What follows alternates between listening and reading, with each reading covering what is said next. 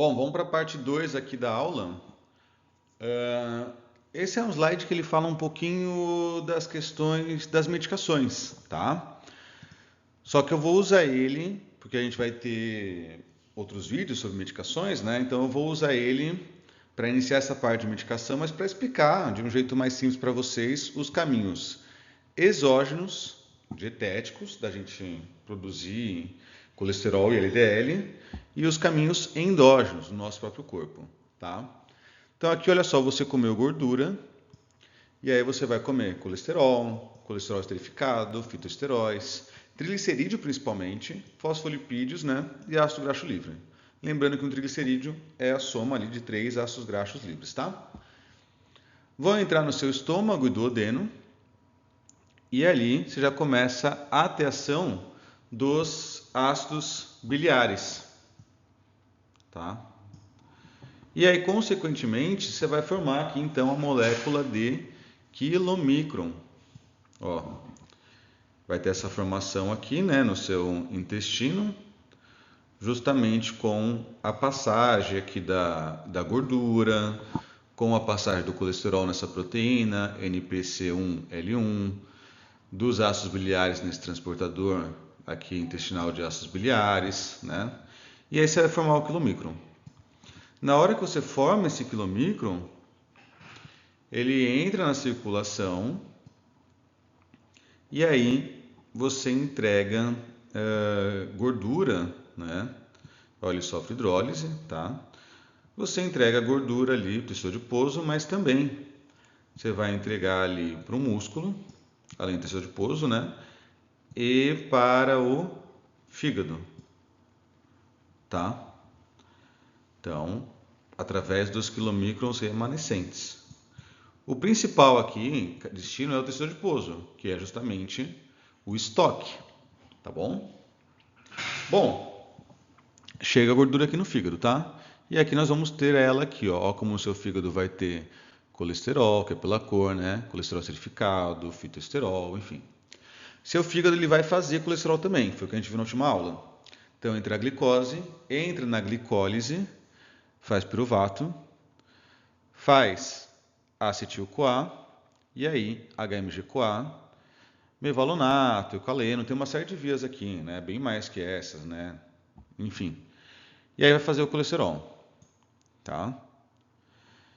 Seu fígado, ele recebeu a gordura aqui, do quilomicron remanescente daqui, né? Uma parte para o tecido adiposo, para o músculo, mas também chegou para o fígado. Quando chega no seu fígado essa gordura, ele tem que exportar ela. Ele vai exportar na forma de VLDL.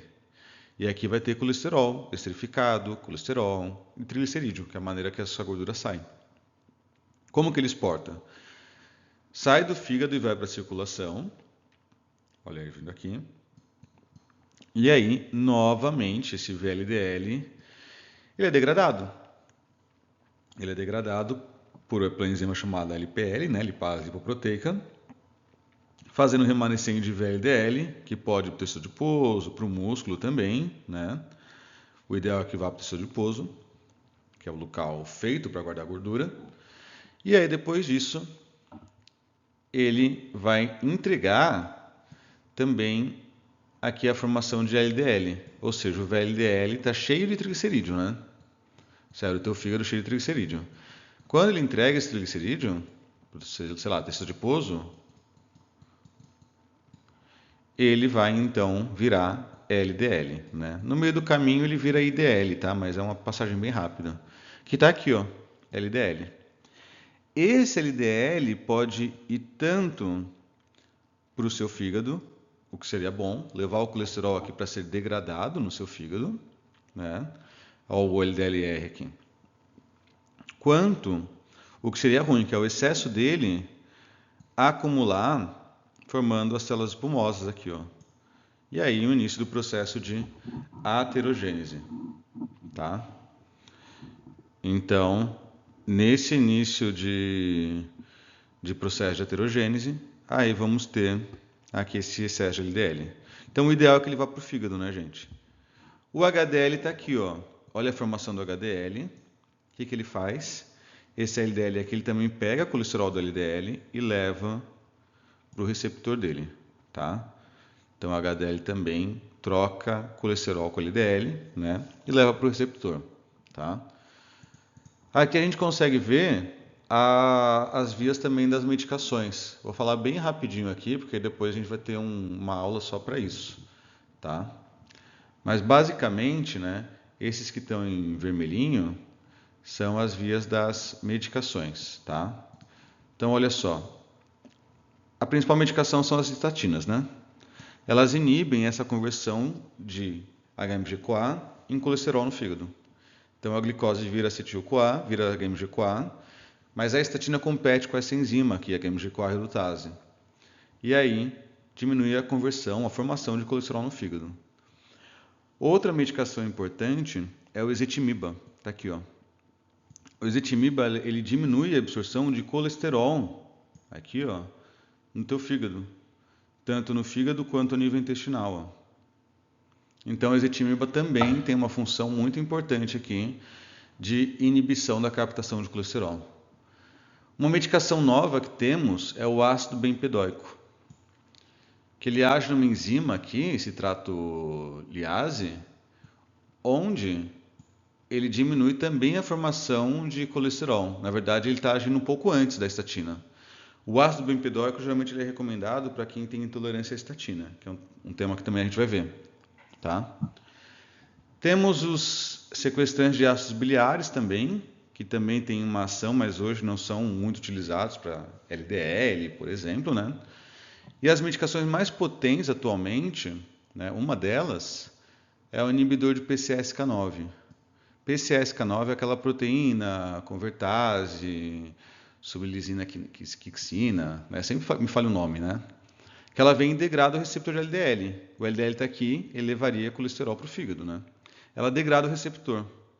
Você está inibindo a proteína que degrada o receptor.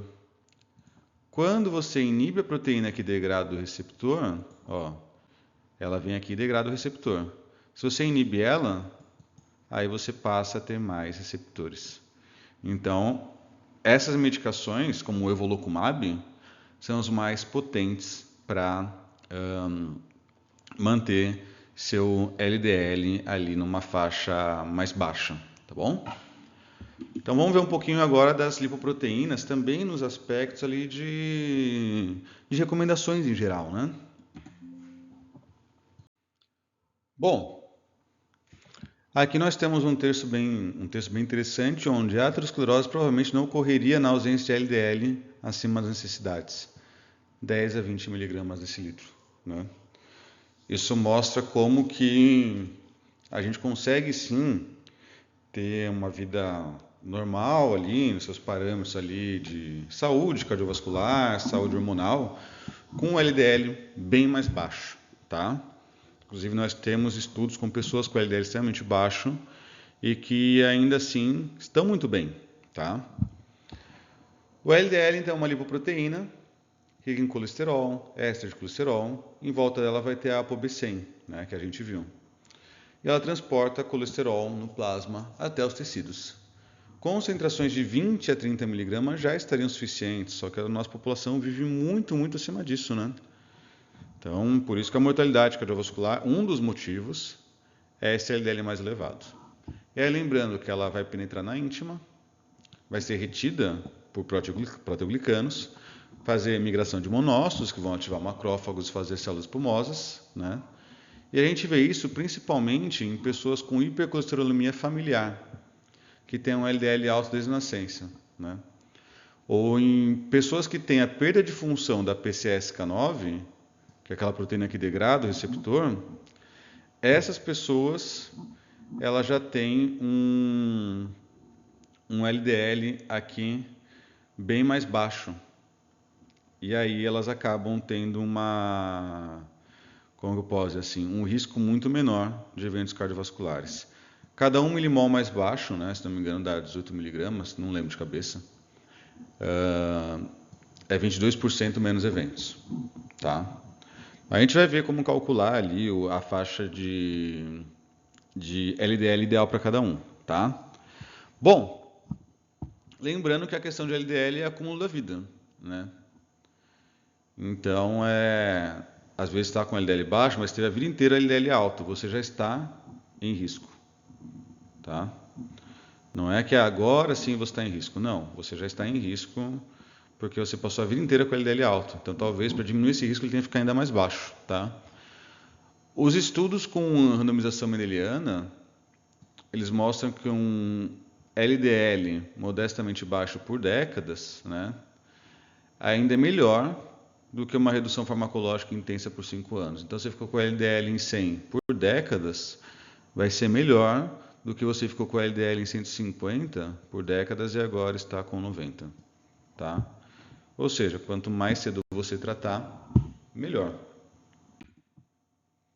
HDL, muita gente acha que ele é o protetor, mas não é bem assim, né? O HDL alto ele é associado a menos risco, mas não é quanto mais HDL, mais proteção. Tá? Então, temos vários estudos com fármacos que levaram HDL, niacina, fibrato, inibidores de CETP, que é proteína de transporte, né? Chegava a quase dobrar o HDL. Não mudava a mortalidade. Né? O que acontece é que quando o HDL cai, a gente vê que o triglicerídeo sobe. E o triglicerídeo elevado também é um fator de risco cardiovascular. Então, o HDL não é alvo terapêutico, né? Recomendação ali é acima de 40 para homens, acima de 50 para mulheres. Mas, acima disso, tá com 80, com 100, não muda nada. Então, ficar usando razão LDL, HDL, não tem porquê. Porque você não está diminuindo o risco cardiovascular, né? Uma pessoa que tem um LDL de 90 e um HDL de 30, ela está em menos risco. Se a gente fizer a razão, vai dar 3, né? 3 para 1, razão de 3, né? Então, divide tudo aqui, dividir por 30, 3 para 1, a razão. Essa pessoa vai estar em menos risco que uma pessoa que tem LDL e HDL de 150 para 50. Os dois são 3 para 1, né? Só que essa está em bem menos risco, tá? Então, mas e se tivesse 2 para 1? Também, né? Se tivesse 150 e 75, essa pessoa aqui também estaria em mais risco, tá? Porque mais HDL não é mais efeito protetivo. Já quando a gente pega os estudos com triglicerídeos, né, e outras proteínas, a gente tem papel de triglicerídeo elevado é associado à resistência à insulina, diabetes tipo 2 e obesidade. Tá? Então, a meta é deixar os triglicerídeos abaixo de 150. Quando eles costumam ficar mais altos, 150, 300 ou até acima de 1000, o risco também é de pancreatite. Não só doença cardiovascular a longo prazo. Tá? Então, a gente quando está na faixa de 1000 ali, é muita gordura no sangue. Ok? Temos a LPA, que é um LDL ligado a uma apolipoproteína A, que é geneticamente, então é um fator que a gente não tem como modificar pela dieta. Acima de 125 nanomol por litro, você tem já um risco muito maior de algum evento cardiovascular por aterosclerose. Acima de 100, um risco ainda maior. Então é recomendado que se meça LPA para todo mundo, tá? Porque ela é um estratificador. Seu LDL está alto, sei lá, 140, mas LPA também está alta, então talvez a gente tenha que deixar seu LDL ainda mais baixo, tá? Nós temos a ApoB. A ApoB é aquela apolipoproteína B, né? No caso é a ApoB 100 aqui, não a 48, está nos quilomicrons. Que é uma contagem dela, a gente não vai ter ela só no LDL, a gente tem no VLDL, no IDL e na LPA. Então, quando o paciente tem uma hipertrigliceridemia, por exemplo, um diabetes, né? Aí a gente também tem que focar nas reduções de ApoB, tá? Então, a gente tem metas específicas para ApoB, quando LDL e não HDL, ainda assim, eles parecem controlados, mas a pessoa tem uma obesidade, um diabetes, tá bom? O cálculo de LDL geralmente não é medido no sangue, né? Vamos calcular, dá para fazer, mas geralmente não é assim. O cálculo mais comum é esse aqui, né? Que você vai pegar o LDL, sei lá, Vamos calcular esse LDL aqui, né? Aí como que você vai calcular ele? Você vai pegar o colesterol total, vamos falar que foi 200, menos o HDL, vamos falar que foi 40, menos triglicerídeo dividido por 5. Então vamos falar que você fez seu triglicerídeo, tem 100 de triglicerídeo, dividido por 5 vai dar 20, né? Aí, 20. Então colesterol total, menos HDL, menos triglicerídeo dividido por 5.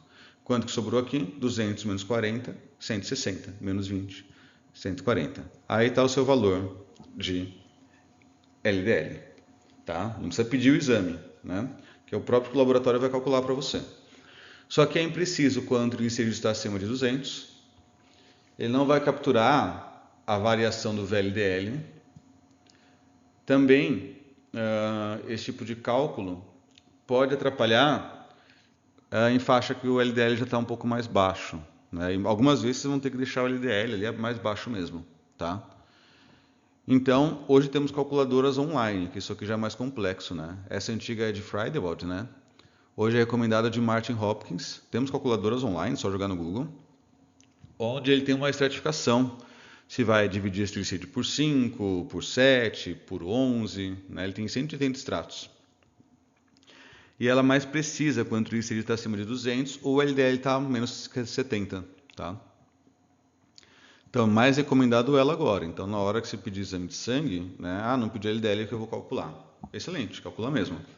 Mas usa a calculadora Martin Hopkins. Só jogar no Google, tá, gente? Calculadora Martin Hopkins, vocês vão achar um monte, tá bom?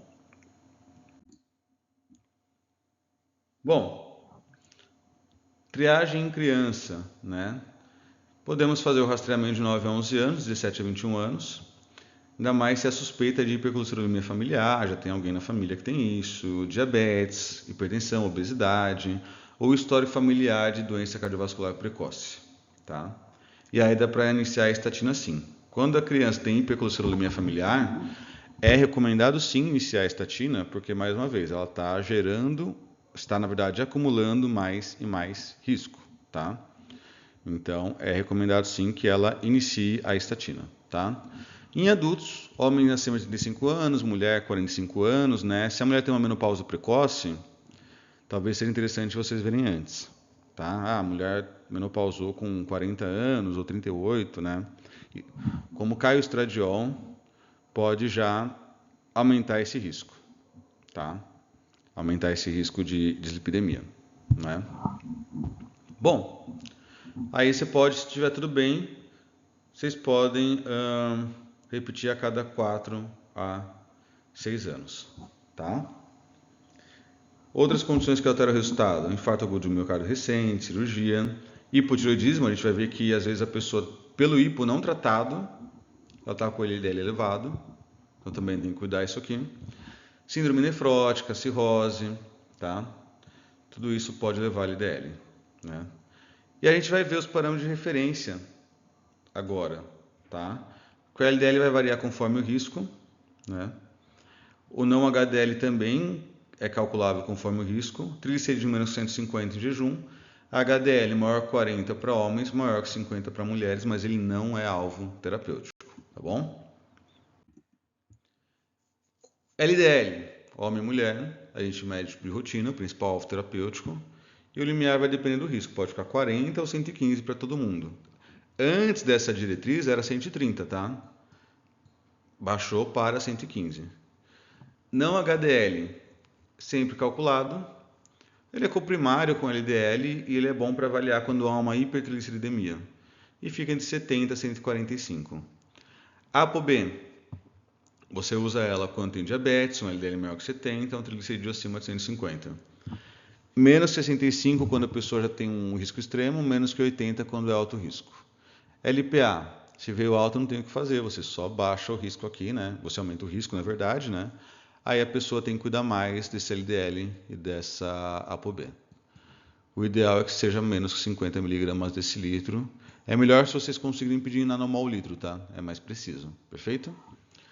Proteína C reativa a gente vai falar ainda, mas é basicamente um fator agravante quando ela está alta, tá? Também do risco cardiovascular. Triglicerídeo menos que 150, também demonstra risco cardiovascular e quando está próximo de 1000, risco para pancreatite. E HDL não é meta farmacêutica. Se ele vem baixo, tem que descobrir por que ele está baixo. Geralmente vem por uma dieta rica em gordura trans, por uma pessoa que é sedentária, por uso de medicações que é baixo HDL, até esteroides como estanozolol, como hemogenin, alotestin, trembolona, tá? E obviamente que aí sim o risco vai estar elevado não só pela diminuição do HDL, mas pelo próprio dano que esses esteroides causam no tecido cardíaco, tá bom? Então eu espero que vocês tenham gostado dessa aula, né? Foi bem completa nesse ponto, né?